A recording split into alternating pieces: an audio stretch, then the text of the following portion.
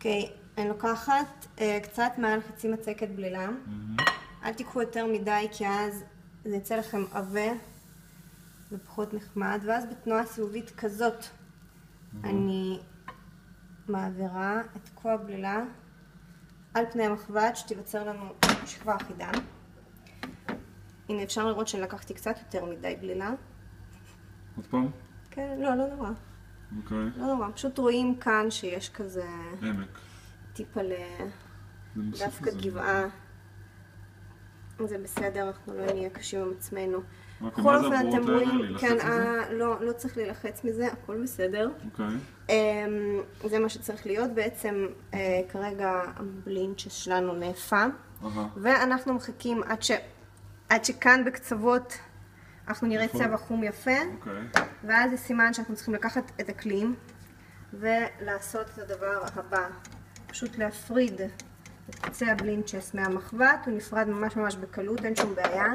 ואז אנחנו תופסים אותו משני הצדדים, אל תדאגו, זה לא כזה חם, ובתנועה מאוד מהירה הופכים את הבלינצ'ס.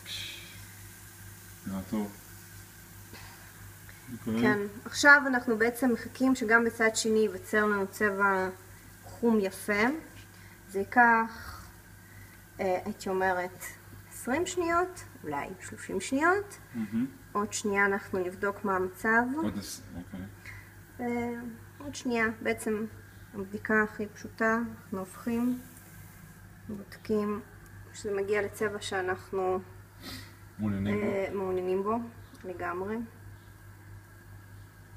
ואז עוד קצת. כן. אפשר לראות בינתיים את הגינה שלך פה? אפשר לראות את הגינה שלי. לא אותך. לא אותי, כדאי שלא. למה? מבט מהיר? לא. אפשר להראות בעצם איך אני נוגעת בידיים חשופות במחבת חמה בבלינצ'ס. כי בעצם בגלגול הקודם אני הייתי ז'אן דארק. אז עכשיו זה פשוט לא כואב יותר. זהו, אני מרוצה. קלוז-אפ. כן. משהו כזה.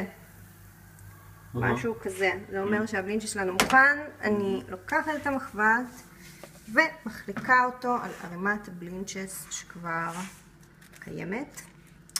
אפשר לשים כמוני טיפה חמאה, ככה. הבלינצ'ס סובלים בתהליך הזה? אני חושבת שלא. אני מאוד מקווה, כי אני אוהבת אותם. זה חיה מוגנת. לגמרי.